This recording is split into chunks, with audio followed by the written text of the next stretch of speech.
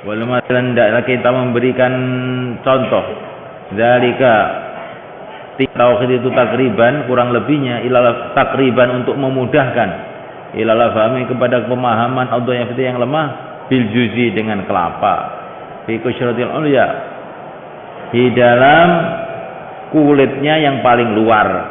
Fa innahu kusyratain sesungguhnya kelapa itu punya dua kulit luar terus kulit yang agak dalam sedikit, dan baginya lubun isi walil lubi, dan bagi isi itu kelapanya itu duhnun ada minyaknya, wa duhun itu lubi adalah minyak isi.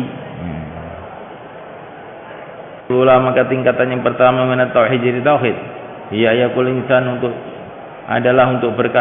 adalah berkatanya manusia bilisani dengan lisannya la ilaha illallah wa qalbu ghaflanhu, sedangkan hatinya lalai dari la ilaha illallah itu, aw mungkirun lahu atau mengingkari kepadanya, ka tauhidil munafikin seperti tauhidnya orang munafikin. Wa tsaniyatu yang kedua ayu saddiqa bi ma'na lafzi,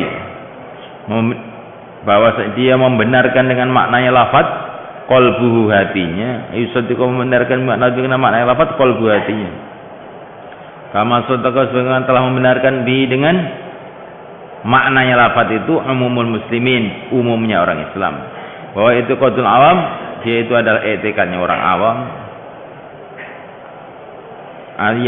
Ada salisa ayu syahida, dia menyaksikan dzalika maknanya lafaz la ilaha illallah fi tariqil kasfi, dengan jalan kasyaf, biwasitatul nuril haq, dengan lantaran cahaya hak, cahayanya Allah.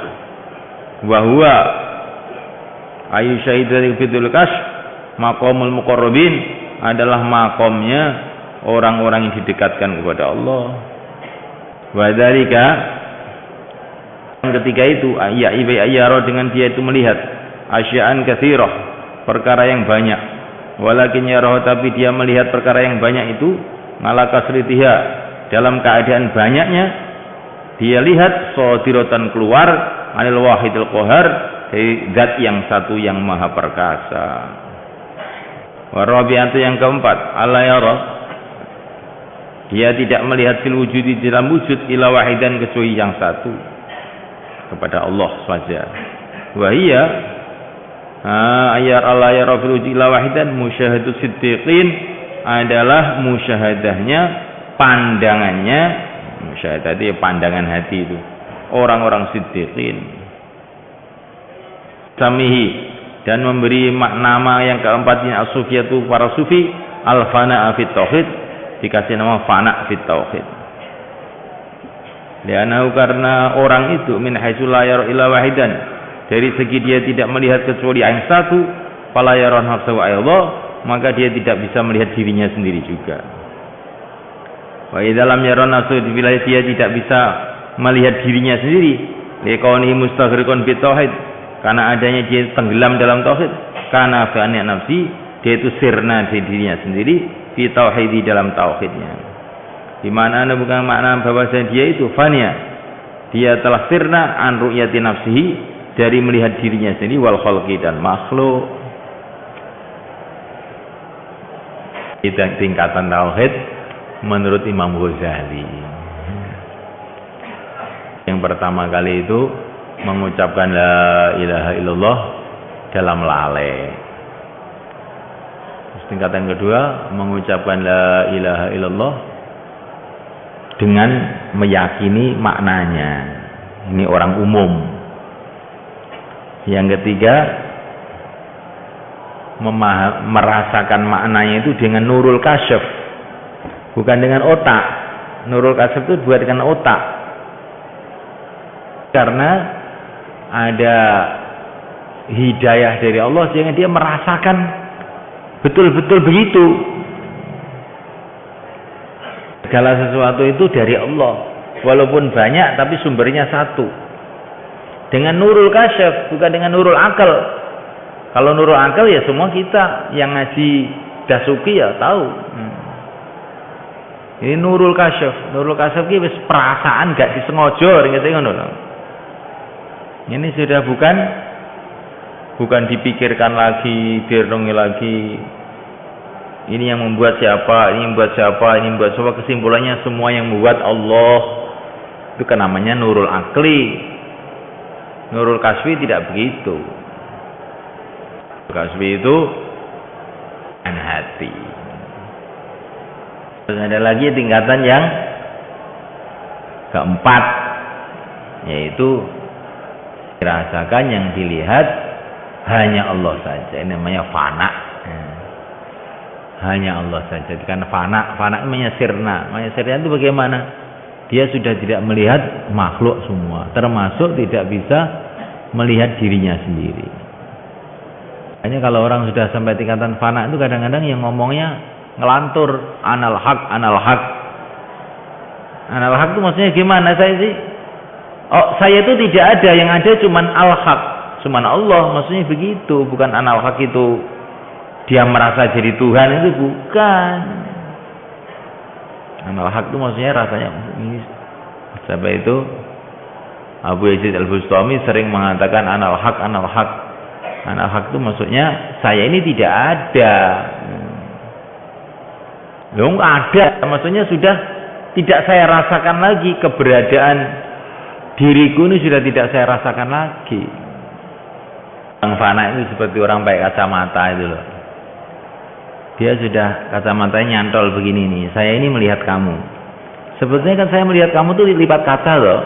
Tapi kaca itu sudah tidak saya sadari lagi, sudah nempel itu sudah saya nggak sadar lagi kalau ada kaca di mata saya itu. Ya, begitu juga orang fana itu. Orang fana itu sudah tidak menyadari keberadaan diri sendiri itu.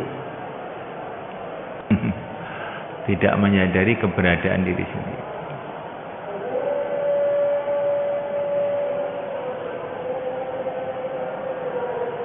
Yang ada hanya Allah. Karena itu dia istighraq, saking sibuknya zikir itu sampai lupa segala-galanya. Ini untuk memudahkan gambaran. Semuanya kamu itu duduk, di depan kamu ada singa mengaung-ngaung. Kamu bisa mikir ayah kamu, ibu kamu, anak kamu, teman kamu. Nggak bisa. Bahkan kadang-kadang saking takutnya tadi sampai nggak bisa menyadari dirinya sendiri. Mau apa nggak bisa, saking terkejutnya itu. Nah, seperti itu orang tuh zikir tuh sampai kayak begitu itu. Sampai nggak menyadari dirinya sendiri, saking konsennya itu.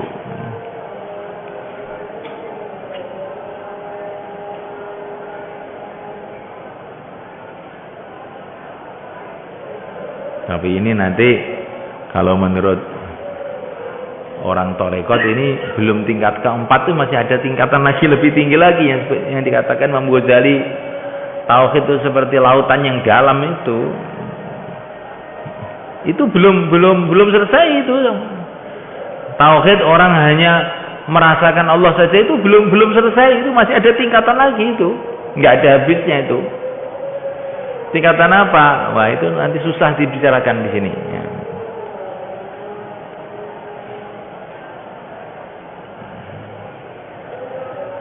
Makanya Nabi berdoa Rabbi zidni ilma, termasuk ilmu tauhid ini. Jadi tingkatan-tingkatan tauhid ini nggak karu-karuan banyaknya.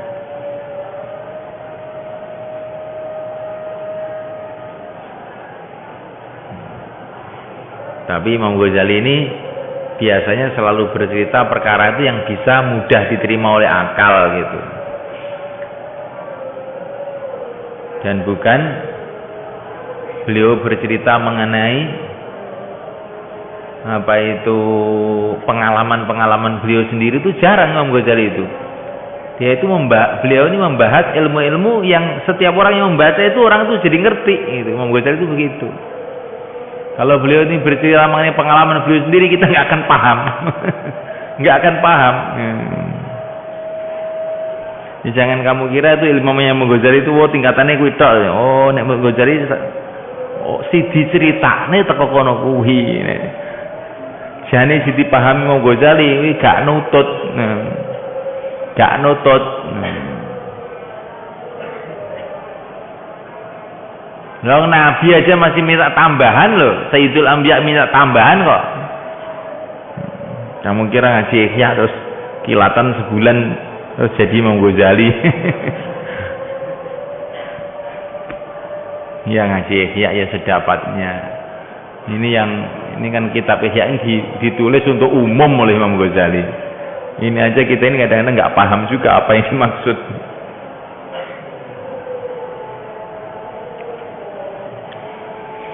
Fal awalu maka yang pertama muwahhidun adalah bertauhid bi mujarradil lisan, dengan hanya lisan saja, wa yusamu dzalika wa yaqsimu dzalika, dan menjaga dzalika tauhid yang demikian itu sahibahu pemiliknya di dunia anisaifi dari pedang besi nani dan senjata. Di hukum Islam enggak boleh dibunuh.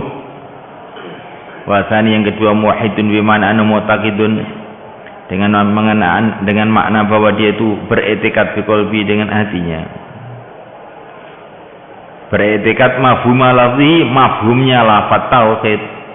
Wa qalbu khalin, sedangkan hatinya itu sepi an takdzibi dari pembohongan biman aqada, dengan perkara yang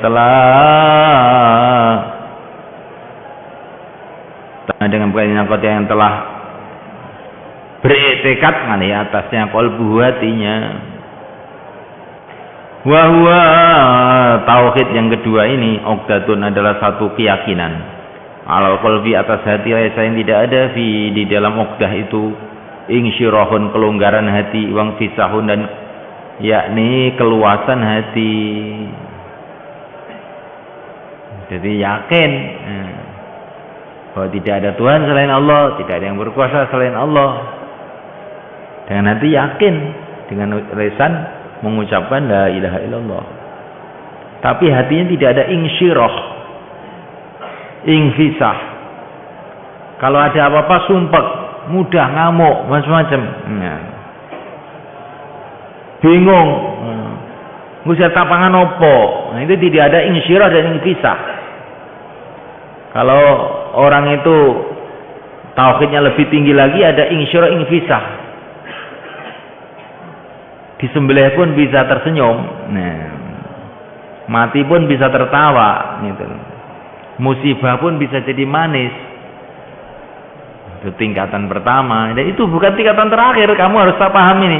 Semua ini baru tingkatan-tingkatan yang bisa dipahami kita semua aja. Ada tingkatan-tingkatan lebih tinggi lagi. Yahfadu, tapi dia itu tauhid yang demikian itu yahfadu sahibahu, menjaga pemiliknya minal adab, daripada adab fil akhirah. Ing tufi alaihi, kalau dia itu mati atasnya. Walam tatu bil ma'asi uqdadu, dan tidak jadi lemah bil ma'asi dengan kemaksiatan uqdadu, keyakinannya.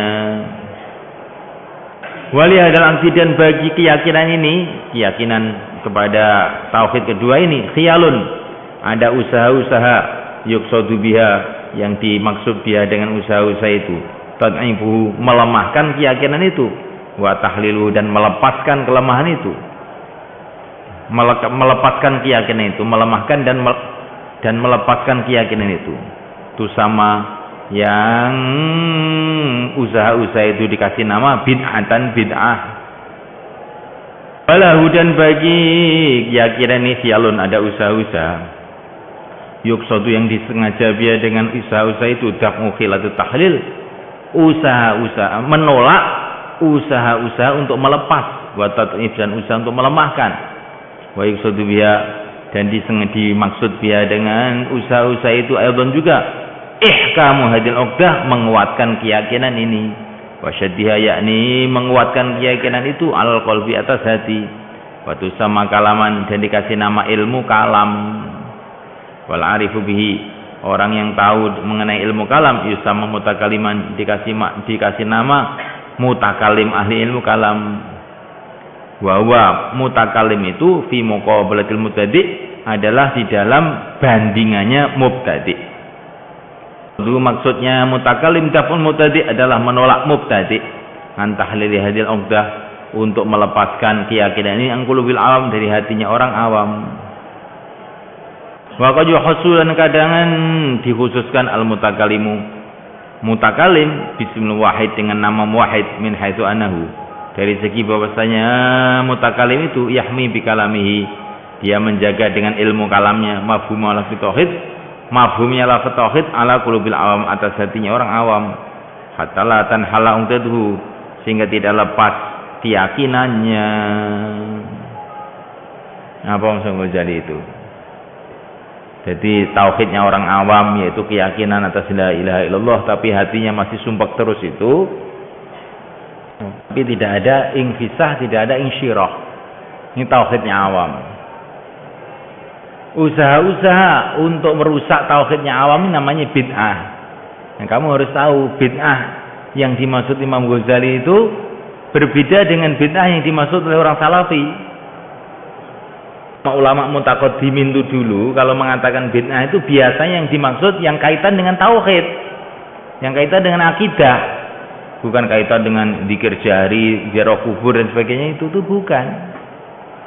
Orang-orang mutaqaddimin dulu itu kalau dikatakan ahli bid'ah itu maksudnya orang-orang yang akidahnya bukan akidah Ahlussunnah wal Jamaah. Kalau orang yang salafi masalah bid'ah ini itu tuh barang khilafiyat, bukan, itu tidak dikatakan bid'ah oleh ulama dulu.